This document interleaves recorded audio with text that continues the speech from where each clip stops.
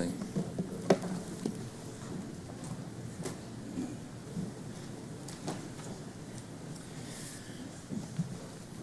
Well, good morning, everybody. It is great to be standing before you all, and I appreciate the opportunity that the elders have given me to come and speak this morning. And I do just want to say that Sundays and Wednesdays and the feeling of driving here to church and, just even being part of the audience and, not even really, necessarily, being a part of the service itself, just being here is such a breath of fresh air. I don't know about you all, but, heading into work throughout the week, I can almost feel my blood pressure rising. I feel it getting harder to breathe. You're like, oh no, here we go. All that stress and all the worries just kind of piling on, just driving to work. But yet driving to church, it's almost the reverse. It gets easier to breathe. Your mind gets clearer. You're like, finally a break, a breath of fresh air. And I truly feel that way, especially whenever I come here to worship with you all. You all have treated me so well during my time in Florence. And I do appreciate and love each and every single one of you, God's family here in Florence. And I do appreciate and love every single one of you. But looking back at kind of those stressful times of the week, like I mentioned, driving to work, being at work and, all that kind of fun stuff. What gets you through the week? Where do you turn during those stressful times? Where do you turn when the stress gets too much, when it's not Wednesday or Sunday and you just need a good pick-me-up? Well, this psalm that Benjamin just read from, Psalm 139, is one of my favorite places to turn to, and I hope after today's lesson it might be for you all as well. So if you have your Bibles, go ahead and turn there. We're going to be spending the majority, if not all of our time here in Psalm 139. And as I mentioned before, this psalm is truly a breath of fresh air. It is a psalm of David, written by David, and it is essentially a prayer of David saying, God, this is why you're special to me. And so I want to start off this morning. We're going to just read straight through the entirety of the psalm. And then we're going to break it down into sections, kind of summarizing each section and seeing what's in store for us. And then at the end, hopefully, we're going to tie it all up together and send it home. So like I said, first off, we're just going to read straight through it. I want you all to come into it without any premonitions, any preconceived notions about this psalm. Just listen to it as if you're hearing it for the first time. So reading from Psalm 139. O Lord, you have searched me and known me. You know when I sit down and when I rise up. You understand my thought from afar. You scrutinize my path and my lying down, and are intimately acquainted with all of my ways. Even before there is a word on my tongue, behold, O Lord, you know it all. You have enclosed me behind and before and laid your hand upon me. Such knowledge is too wonderful for me. It is too high, I cannot attain to it. Where can I go from your spirit? Or where can I flee from your presence? If I ascend to heaven, you are there. If I make my bed in Sheol, behold, you are there. If I take the wings of the dawn, if I dwell in the remotest part of the sea, even there your hand will lead me, and your right hand will lay hold of me. If I say, surely the darkness will overwhelm me, and the light around me will be night. Even the darkness is not dark to you, and the night is as bright as the day. Darkness and light are alike to you. For you formed my inward parts. You wove me in my mother's womb. I will give thanks to you, for I am fearfully and wonderfully made. Wonderful are your works, and my soul knows it very well.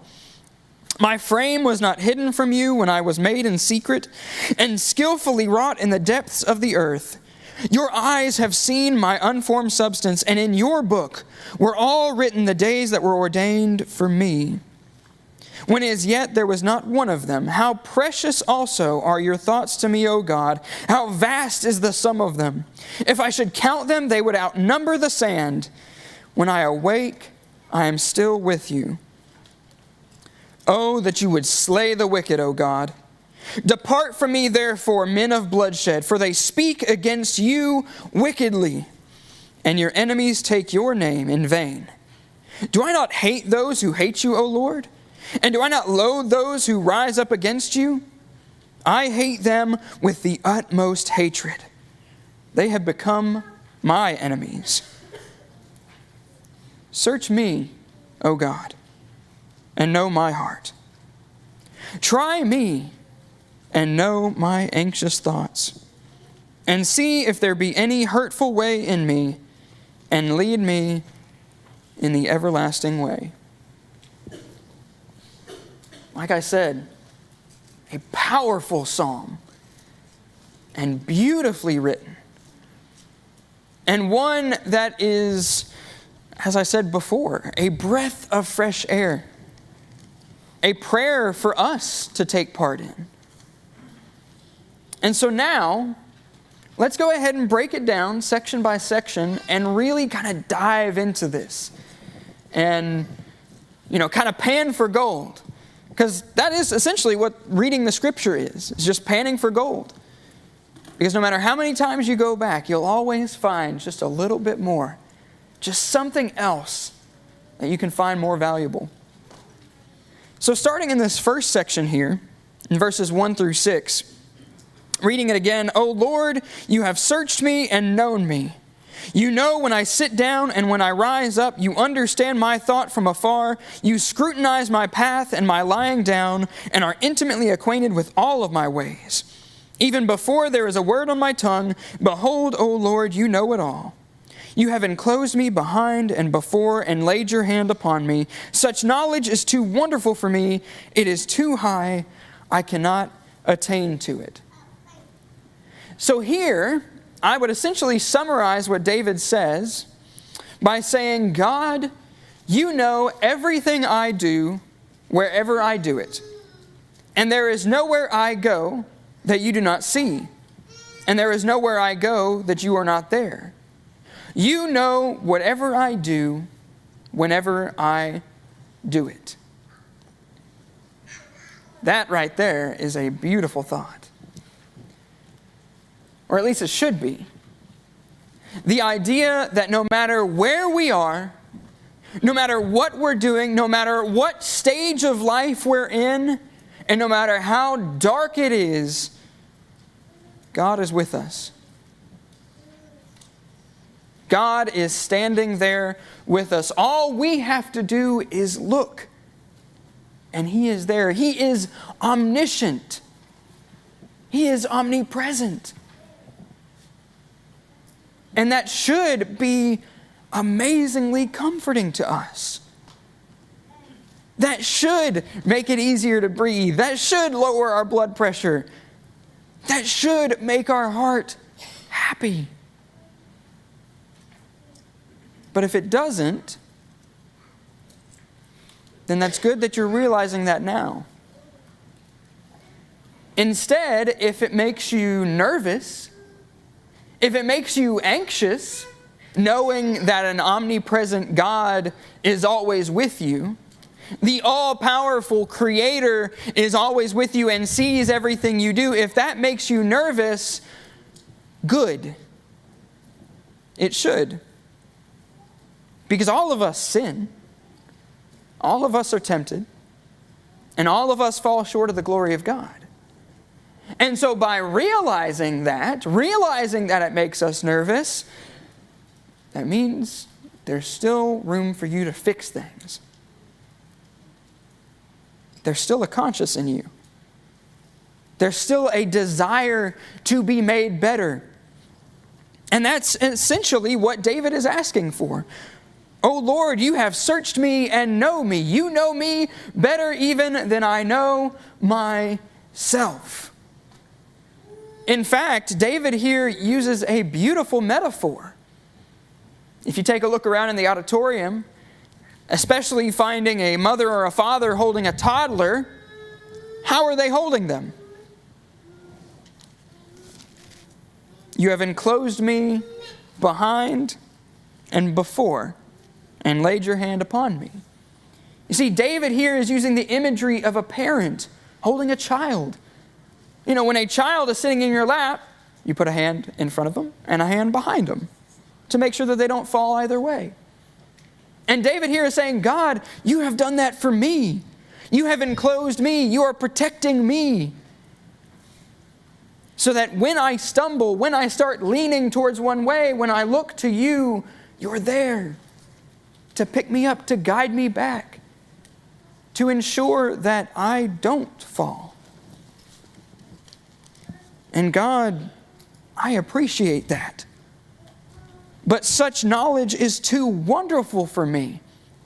You know, have you ever all thought about the omniscience or omnipresence of God? It doesn't matter how intelligent you are or how wise you are. That is just mind-blowing. Trying to fully kind of conceptualize this idea of a God who knows every single person on this planet. And not only that, how many hair they have on their head, where they're going to go, what they're going to do. It's just absolutely mind-blowing.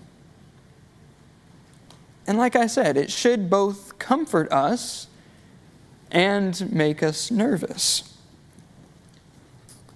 God, you know everything I do, wherever I do it, and there is nowhere I go that you don't see, and there is nowhere I go that you are not there.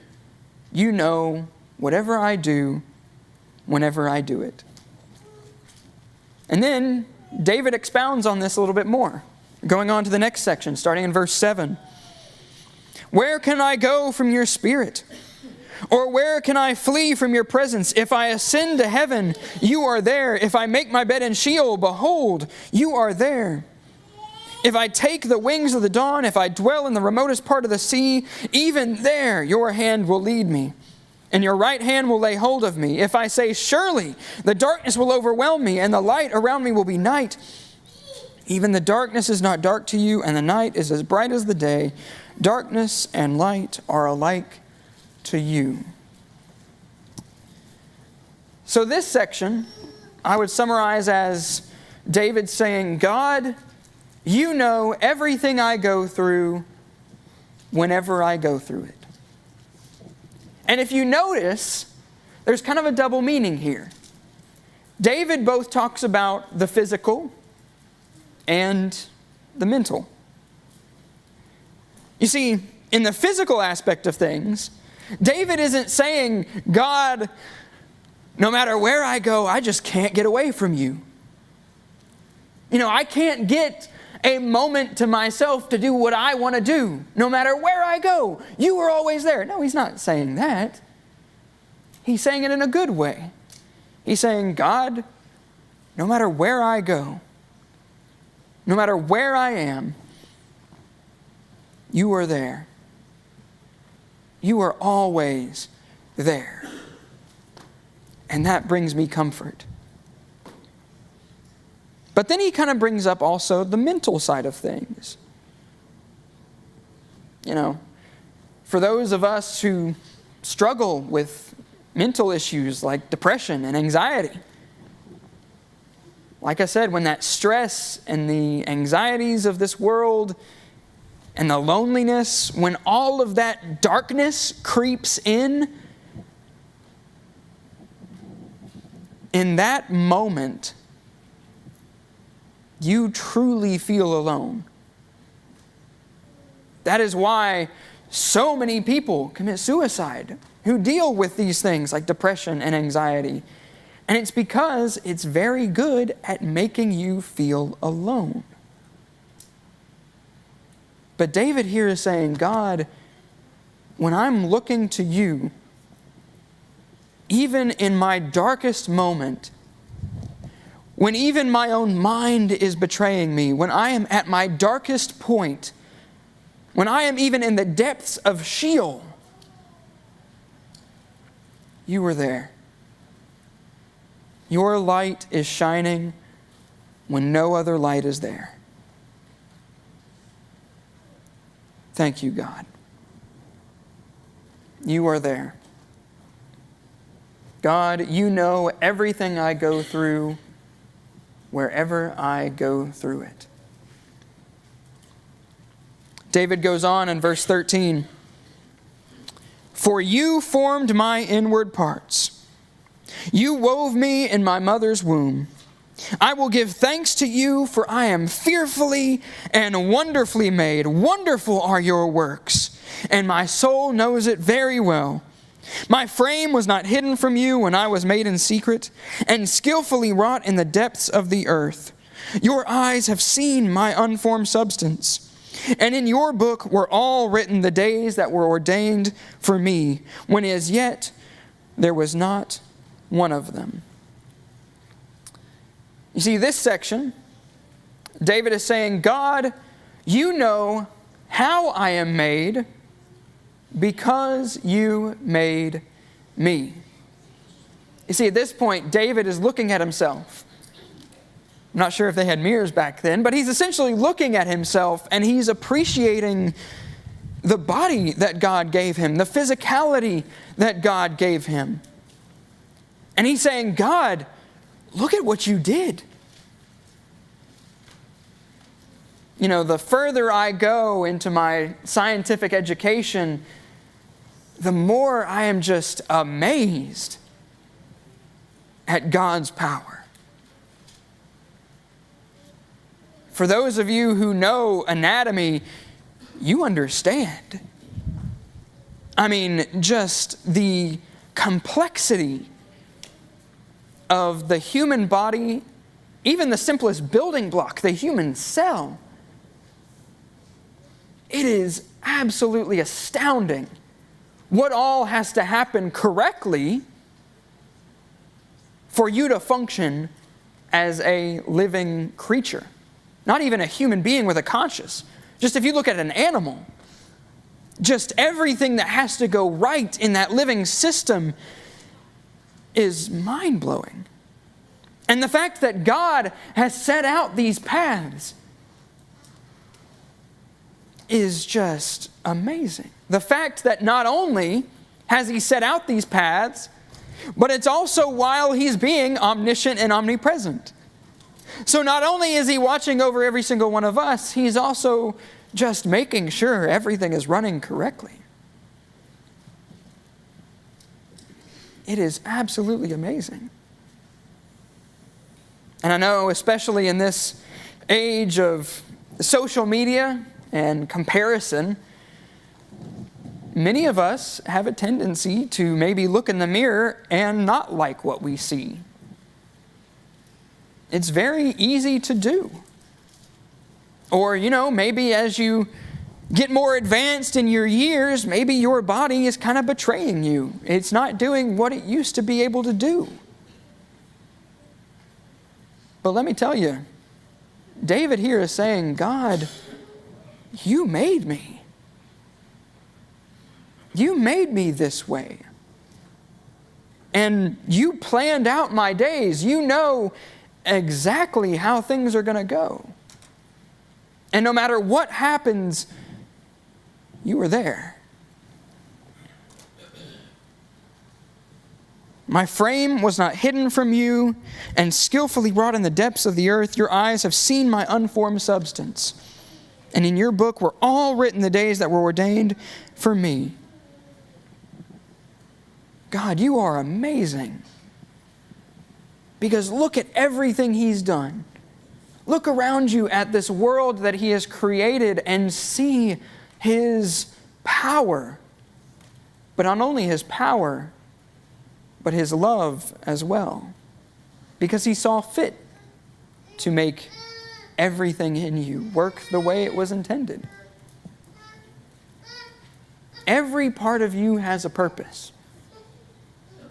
God fearfully and wonderfully made you. God, you know how I am made because you made me. And David kind of brings all of this to a point here in verses 17 and 18. How precious also are your thoughts to me, O God, how vast is the sum of them. If I should count them, they would outnumber the sand. When I awake, I am still with you. Like I said, David is kind of bringing this whole first section to a point here. And he's saying, since God, because you know all about me, because you have a deep and intimate knowledge of me, and because you know everything I do and when I do it, you know everything I go through whenever I go through it, you know how I'm made because you made me, and because you know all about me, I care about what you know about me, and your thoughts are valuable to me. You see, David is talking about, he's saying, God, because of all of this stuff that I just talked about, because you know, and because you're there with me everywhere I go, because you know everything that I go through, because you have fearfully and wonderfully made me, I care about what you think. I care about your plan. I care about your word. I care about your purpose for me. And ladies and gentlemen, we should too. This should be us saying this. We should be saying, God, because you're there with me, because you made me, I want to know you. I want to know your thoughts. I want to know your word. I want to dive into your word. I want you to take up every part of me. David is saying, God, your thoughts are precious to me. And even though I cannot attain to them, even though I cannot fully understand everything that's happening, you care. You know, we should almost have that golden retriever energy whenever it comes to God.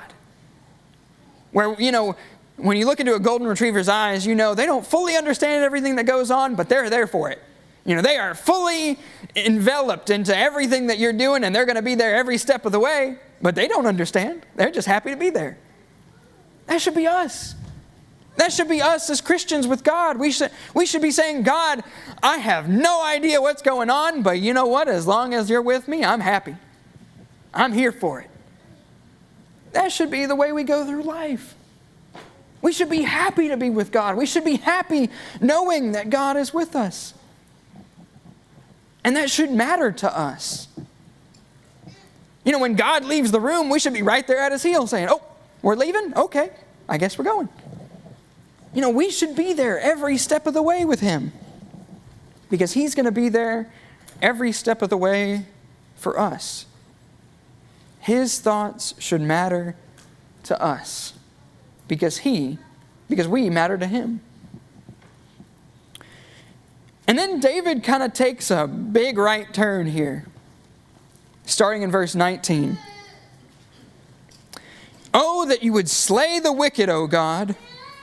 Depart from me, therefore, men of bloodshed. For they speak against you wickedly, and your enemies take your name in vain. Do I not hate those who hate you, O Lord? And do I not loathe those who rise up against you? And I hate them with the utmost hatred. They have become my enemies. Like I said, kind of a big turn from that golden retriever energy. But it should kind of clue us into, once again, another way we should feel. You see, this section of the psalm is known as an imprecatory psalm. It is a psalm of kind of righteous anger or righteous zeal. And that's exactly what this is. This is David saying, God, because I love you so much, Because I care about you so much, those who stand against you stand against me. You matter so much to me that when those people stand up against you, I stand against them. But notice how he's still saying, God, kind of the vengeance is yours. He's not saying he's going to take action here. But just the kind of carryover of his love and his care for God, and the fact that when people hate God, when people take his name in vain, when people actively stand against him, that should get under our skin. That should make us uncomfortable. That should make us angry. That should fill us with righteous zeal and anger. When people take a stand against God, that should upset us. And so here, David used that whole first part of the psalm talking about how much he cares about God. And then here, he's kind of owning up to that. He's saying, God, when someone stands against you, they're standing against me because I am with you. I am with you. And it is worth noting that this is people who are actively fighting against or resisting God, or just the idea of God. And as I said, David here is not seeking out a personal vengeance. This is aimed towards those who stand against God. Because a proper understanding of God and a love for God produces this relationship. Almost like when you're with your best friend and someone comes at him. Someone tries to pick a fight with him. What are you going to do? You're going to stand up for him, right? You're going to be right there with them. The same should go for us with God. Where if someone is actively standing against God, we should also stand up for God. But then, notice how David ends this psalm. Because right after talking about God, I hate those who stand against you, I hate those who hate you. Search me, O God, and know my heart. Try me and know my anxious thoughts. And see if there be any hurtful way in me, and lead me in the everlasting way. You see, David here is not only returning to the way he started the psalm, but he also realizes that he kind of just convicted himself. Have you ever done that where you're like in the middle of saying something and you realize, wow, I'm kind of being hypocritical here. I may be telling someone else to do something, but man, I also need to work on that. That's exactly what David does here. He's saying, God, I hate those who hate you. I stand against those who stand against you. And then he's like, oh, you know what, God? Sometimes that's me. Sometimes I stand against you. Sometimes when sin is in my life, God, I'm the one who is completely discrediting everything you've done for me. God, search me and know my heart. Try me, put me on trial, and know my anxious thoughts. Know that I'm trying to be better. I'm trying to love and appreciate you. See if there is any hurtful way in me, God. Look at the sin and the temptations that rack me daily. Look at those reasons why I need your grace and your love and your mercy, God. And then take me by the hand and lead me away. Lead me in the everlasting way. What a beautiful thought. Can we pray this prayer? Do we have the confidence to say that? To say, God, I want you to search me and to know me. God, I want you to expose the darkness in my soul because I want to be fixed. I want to be made better. Because these two verses right here, if you start praying these, especially in your darker moments, you'll find that sometimes it will just kind of naturally happen. You will start to look to God more. You will start to see that darkness. You know, the Word is described as a double-edged sword. It is meant to pierce our souls. It is a mirror to show us the darkness, to show us what we need to work on. We should welcome that. We should welcome God looking at us, knowing us, letting God in to lead us in the everlasting way. What a beautiful, beautiful thought. So like I said, can you pray this prayer? Are you okay with asking God to search me and to know me? To know my anxious thoughts? To see if there's any hurtful way in you and to lead you in the everlasting way? Because if you can't, then we need to work on that. And there's no better time than the present.